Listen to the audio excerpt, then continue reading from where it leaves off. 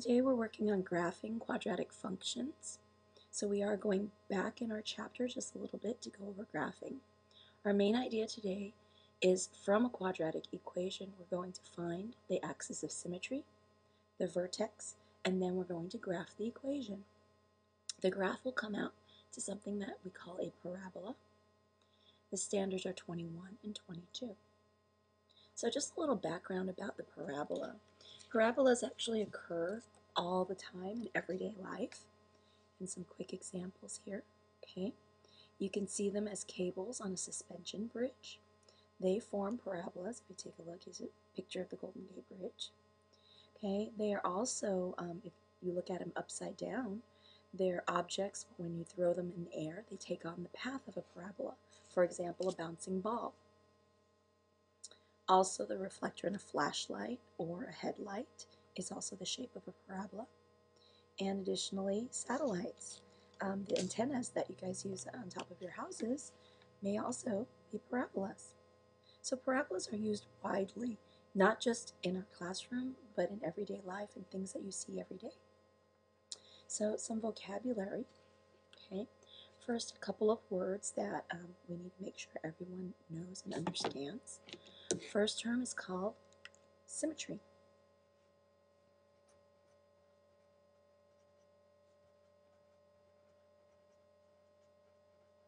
Symmetry is a word you may have heard from 6th grade.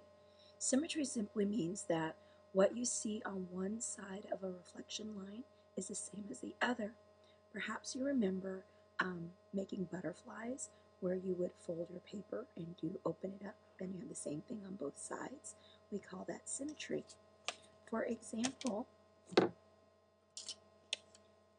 remember how you would take a piece of paper, you fold it in half, and then you cut out. Perhaps you might recognize this. You cut it out and you make a heart. So this is what we call symmetric, or it follows a rule of symmetry. What's on one side is the same as what's on the other. And the line that splits this we call a line of symmetry or an axis of symmetry in our case today. So symmetry just means that what appears on one side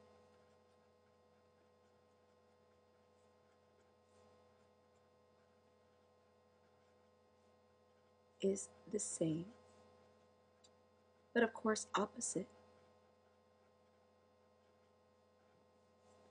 as the other. And if you want to use the heart as an example,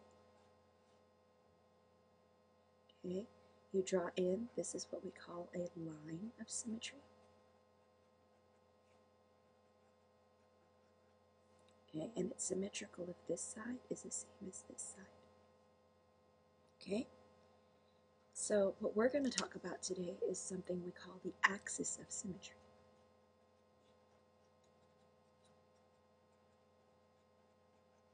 An axis of symmetry appears in parabolas.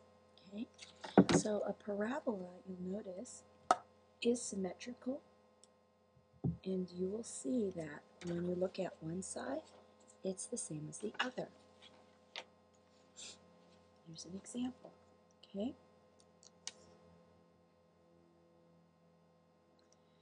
and it simply means that it's the same thing on the other side. And if you take a look at this. This is a parabola. The axis of symmetry is drawn in a dotted line like this. Okay, and what's on one side is the same thing as what's on the other. Imagine it as a folding line. If you were to fold this in half, this would be exactly the same as that. Okay, and it works the other direction as well. If my parabola faces downward, okay, or open upward, you could say that too. Okay, so an axis of symmetry is simply the folding line. You could call it that. Okay, so that's our folding line.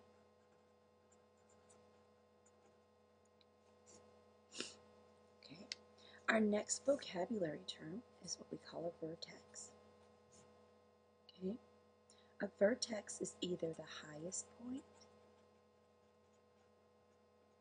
or lowest point. One or the other could be the highest point or lowest point for a parabola.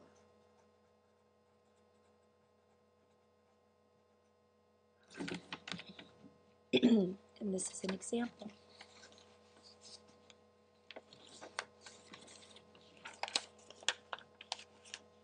Okay, it could either be your lowest point, or that's if the parabola opens upward, or it could be the highest point if your parabola opens downward. Here's an example. On this parabola opens downward. The vertex is the highest point.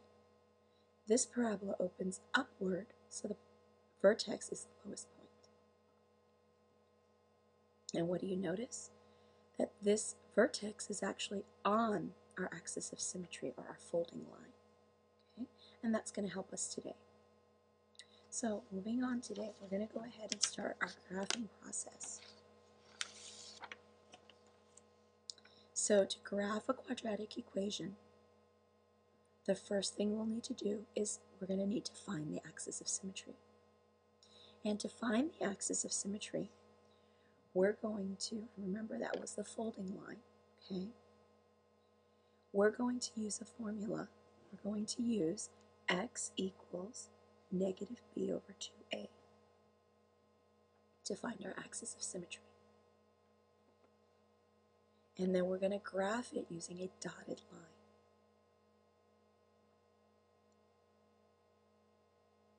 And then the equation for this axis of symmetry, we need to also make sure that we write it as x equals whatever the number is that we get. Okay, so we're going to go ahead and try this right now. Here's an example.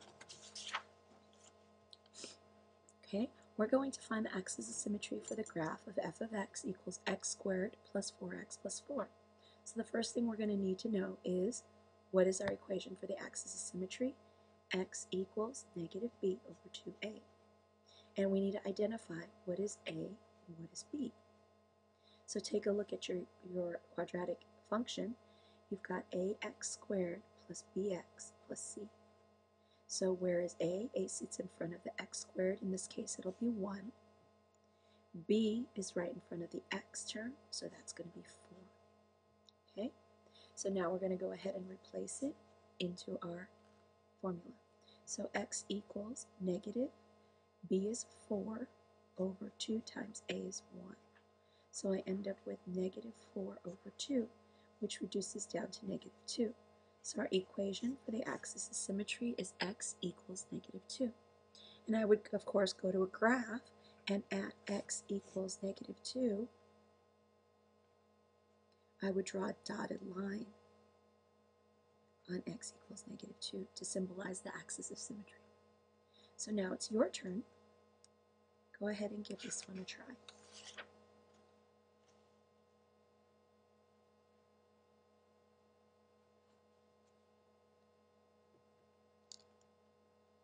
Okay, so now we're going to go ahead and move on to finding the vertex.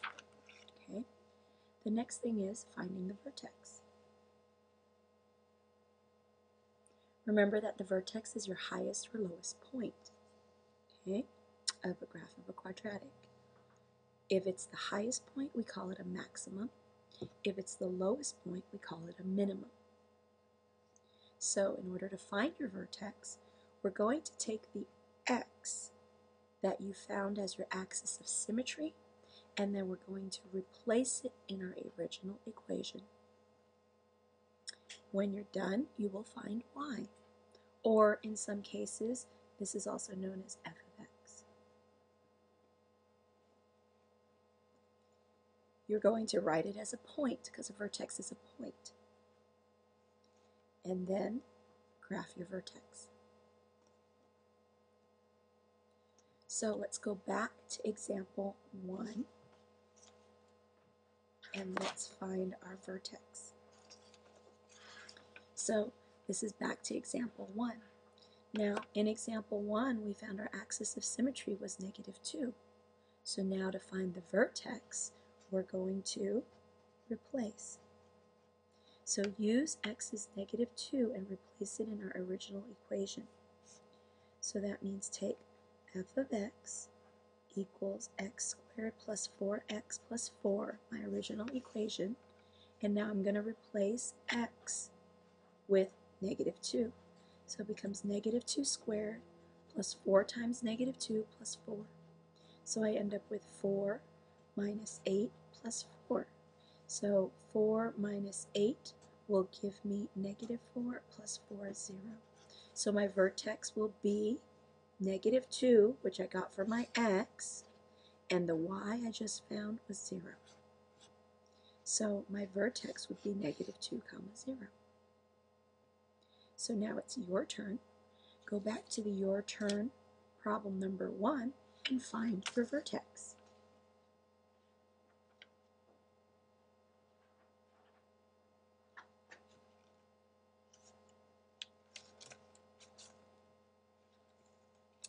Okay, so after you've found your vertex, we're going to continue with the graphing process. So number 1, we found the axis of symmetry. Number 2, we found our vertex, which is our turning point, and we need to know that. The third thing we're going to do is we're going to start making a table. Okay? So to make a table, we need to pick 3 consecutive x values from one side of the axis of symmetry. Okay? And I will show you a full example doing this. Then, last step will be to graph the points. Remember that once we find one side from the axis of symmetry, we're going to flip it over to the other side, and then we're going to connect it and make a parabola. Okay? So let's go ahead and give this a try. Okay? So we can call this example number 2. Okay? So here's a full example worked all the way through. Okay, we're going to find our axis of symmetry. Remember that was x equals negative b over 2a. Okay, and then remember we have to replace to find the vertex, replace our x. Okay, so let's go ahead and do that. So axis of symmetry, we've got a equals 1, b equals negative 4. So we're going to replace x equals negative 4 over 2 times 1. Negative negative cancels out, so I get 4 over 2, which is simply 2. So x equals 2 in this case. Then I'm going to move on to find the vertex. With the vertex, what I'm going to do is replace that in my original equation. So I've got f of x equals x squared minus 4x plus 3.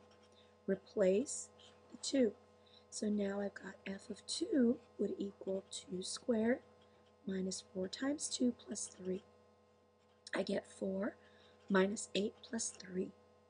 I could add straight across or make it a little quicker. I can combine all my positives first. 4 plus 3 gives me 7, minus the 8 gives me a negative 1. So my vertex will be at 2 comma negative 1. Remember the 2 was from above. It was my x. The y is what I just found. Okay? So now I have my vertex. Now these are 2 important things I'm going to go ahead and transfer over to my graph. Okay? So on a piece of graph paper, here's my graph. I'm going to go ahead and start putting down some of this information. Remember the axis of symmetry was x equals 2. So I go to x equals 2, and I'm going to put a dotted line straight down the middle here on 2. That will act as my axis of symmetry, which tells me this is half of my graph on this side, and I'll have half of the graph on the other side. My vertex is at 2 comma negative 1. 2 comma negative 1 is right here. So that's where my graph will end. It will either face up like this, or it will face down like this. Now I need to find the rest of the points. So I'm going to make a little table. So what I'm going to do is pick some points. You can either pick 3, 4, 5, which are the next 3 to the side of your axis of symmetry, or you can go to the left side and pick 1, 0, negative 1. Personally, I would go left. The only reason would be because my numbers are easier. I have 1, a 0, and a negative 1. And any time I can include a 0, it makes it simpler. So I'm going to pick those numbers. So I'm going to make a little table.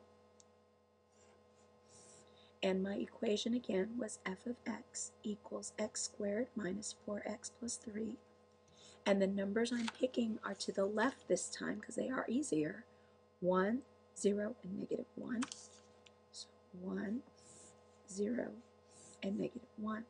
And what I'm going to do is replace and find out what my y values are, or my f of x. Then I can have points to graph. So I'm going to go through and calculate these.